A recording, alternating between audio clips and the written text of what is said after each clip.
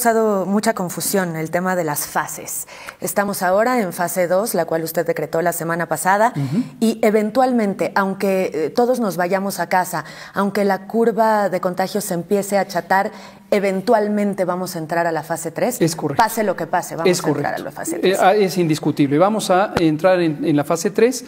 La fase 1, recordando, se caracteriza por la entrada del virus. Hay pocos casos, unas decenas de casos, pero lo más importante es que los contagios se pueden trazar, se puede identificar quién contagió a quién. En la fase 2 se va perdiendo esta característica, ya no es posible, progresivamente no es posible reconstruir los contagios. En la fase 3 lo característico no es solamente el número de casos, que ya se contaría por miles, hoy acabamos de pasar la barrera del 1000, sino la dispersión geográfica. Todavía está relativamente concentrado en zonas urbanas, particularmente la zona metropolitana. Afortunadamente todavía no ha afectado a zonas rurales, pero es casi un hecho que en un momento dado empezará a propagarse en todo el territorio y en todos los asentamientos humanos. Ese día usted o el presidente López Obrador van a salir, van a anunciar, a declarar la fase 3. ¿Y qué va a querer decir eso? Eventualmente, porque la gente lo quiere saber, ¿cómo no? ¿Va a haber un toque de queda? Nunca. No. No es deseable. No es deseable. Y esto quiero dejarlo muy en claro.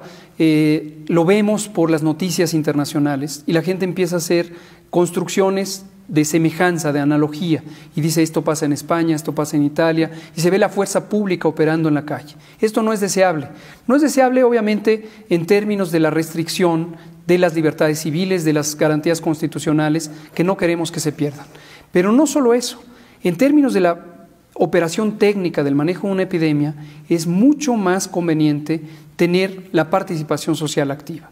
Porque si empieza a tensarse la vida social por medidas extremas que involucran la restricción o la cancelación, acaso solo sea temporal, de las garantías constitucionales, ya está el gobierno solo operando.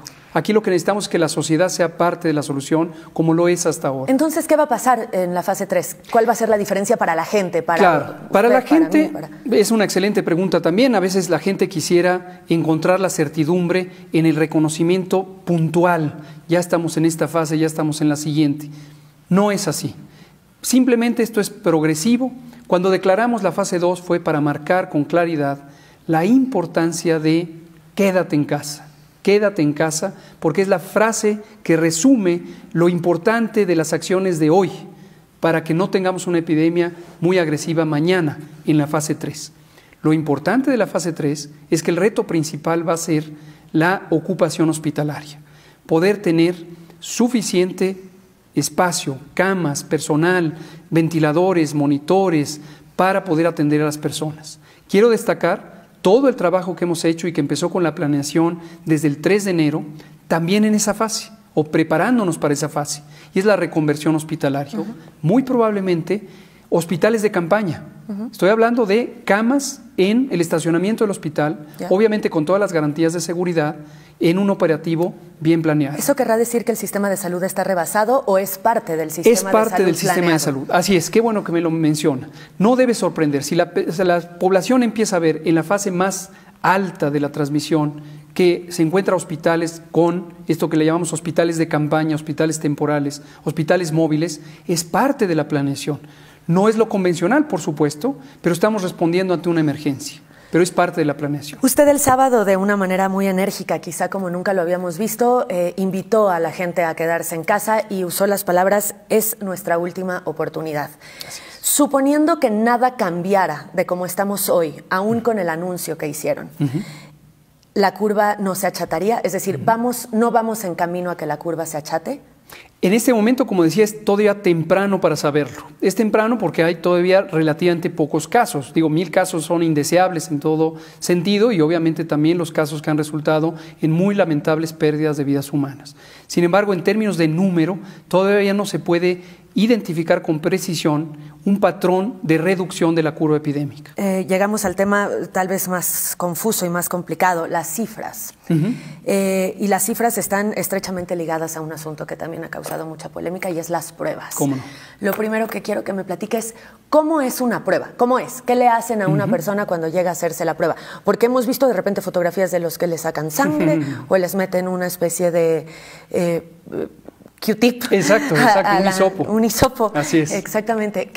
¿Cómo es la prueba para el COVID-19? Con mucho gusto lo explico. Este es un elemento técnico, trataré de explicarlo de la manera más simple. Efectivamente, la prueba se basa en tomar una muestra de esas secreciones con un hisopo nasofaríngeo, entra por la nariz y tiene que llegar hasta la faringe. Como la de la influenza. Es la misma técnica que para la influenza, efectivamente.